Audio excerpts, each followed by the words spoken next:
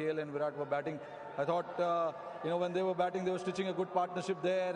And then they just needed to bat as long as possible. We were looking at 270, 280 at that point, but then we kept losing wicket. We couldn't stitch a big partnership there.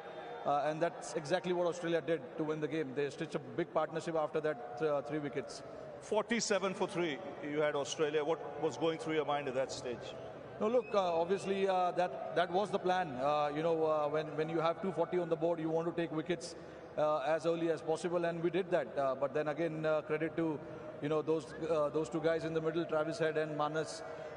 They stitched a big partnership and put us completely out of the game for us.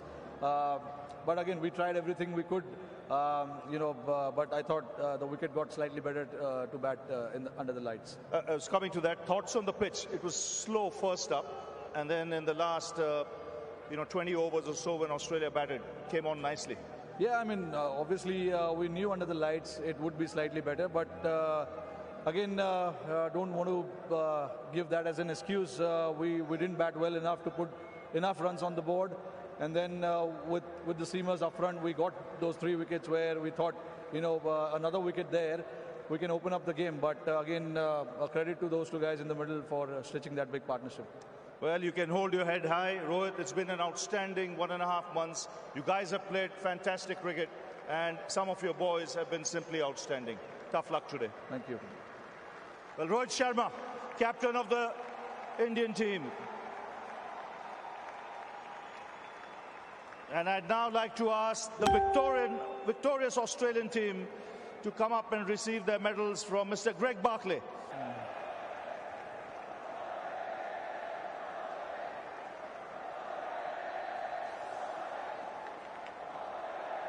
Mr. Alex Carey.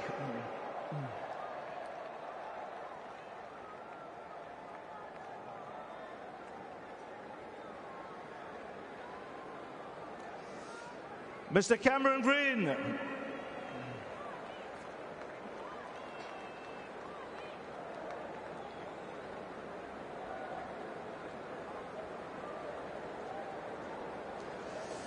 Joss Hazelwood.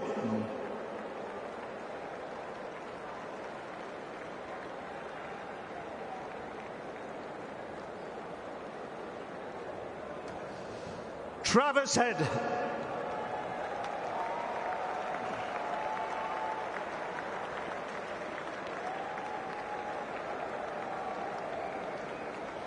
Josh Inglis.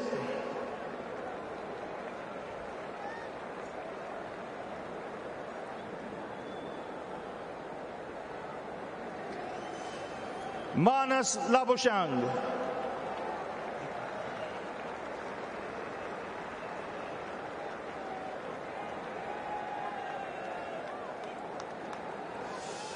Mitchell Marsh.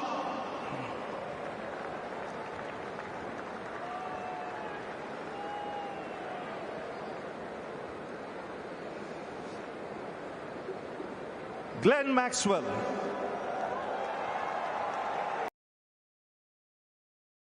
As a captain, you would have been delighted with the way your guys fielded in that first 1 hour of play. They were desperate and they were brilliant. Yeah, desperate for sure. I think it all started last week against South Africa. The boys were fantastic, and yeah, we've got an ageing side, but everyone still throws himself around in the game when you've got a big stadium like this packed. What were you happy restricting India to? In the end, it was 240. Yeah, really chuffed with 240. I think probably anything under 300, really. I thought 300 might have been tough, but achievable on that wicket. So we're really happy with 240.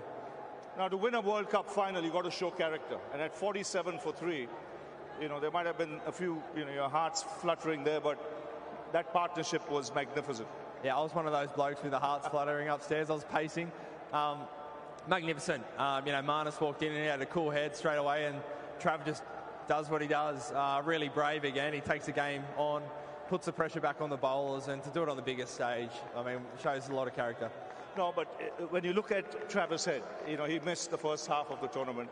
He comes in, gets 100, and he finishes off with 100, and in blazing fashion on a big stage.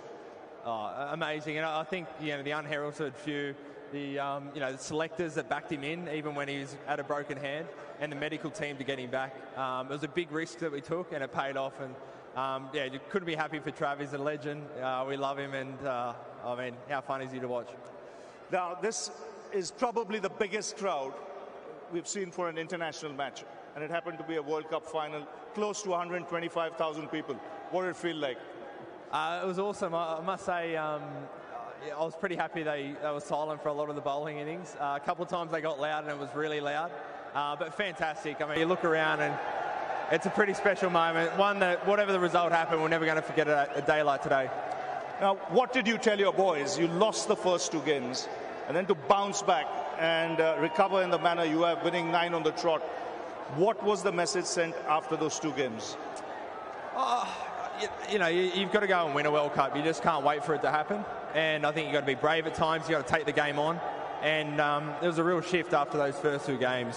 With our batting particularly, you saw the openers going really aggressive, and that pretty much didn't waver from that for the rest of the tournament. And it was total buy-in from everyone, and in the end it worked. It's a great 6 months for you. World Test Championship, now the World Cup.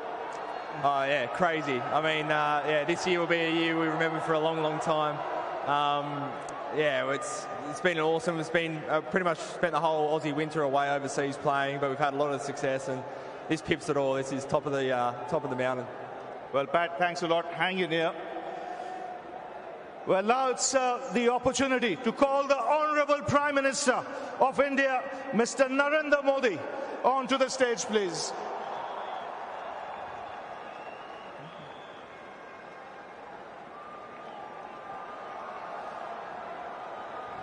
And we'll also invite Mr. Richard Marles, the Deputy Prime Minister of Australia.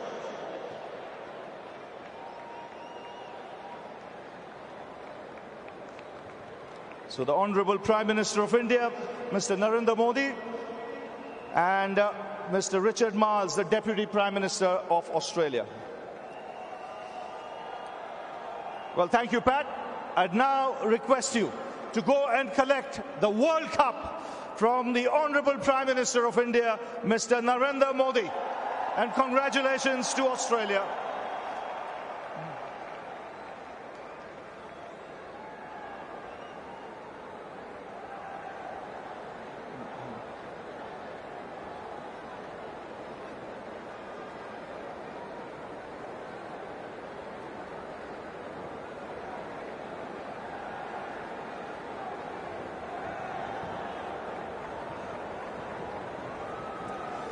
And it's many congratulations to Australia.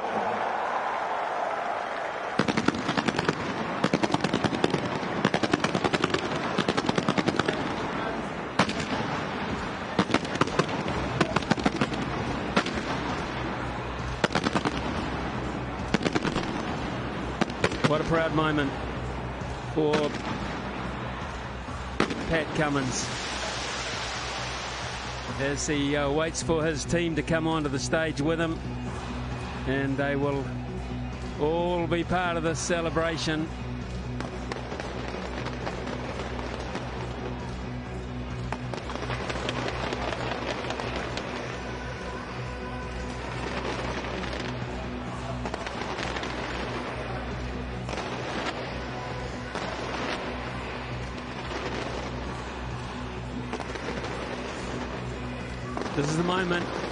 This is the moment when Australia can celebrate as a unit.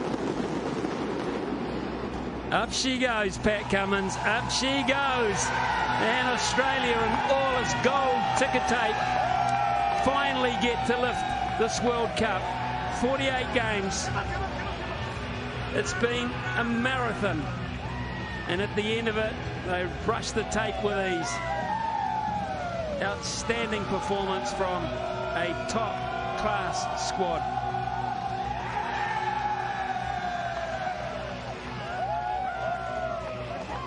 Something leads everyone to believe that this is just the very start.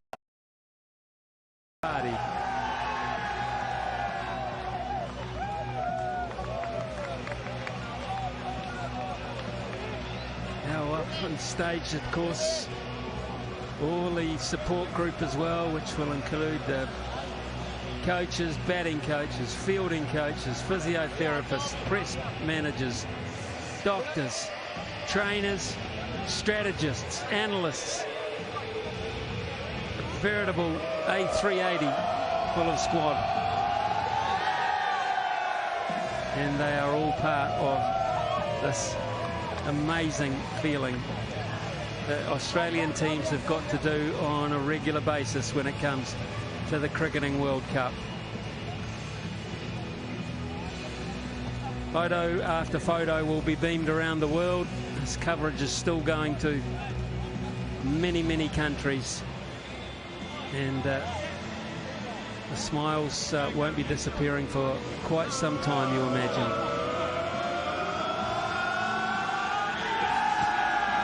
Champions, one and all.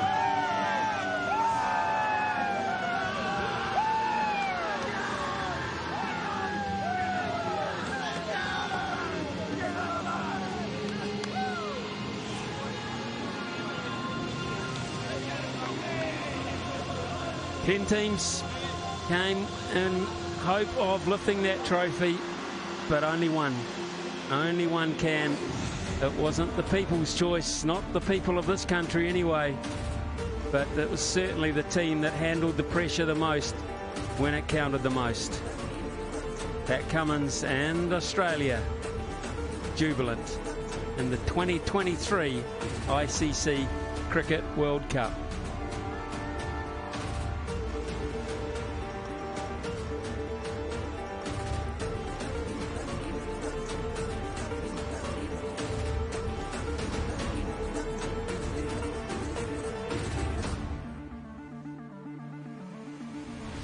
Been spectacular right from ball one at this very ground where New Zealand took on and beat England to set the tone.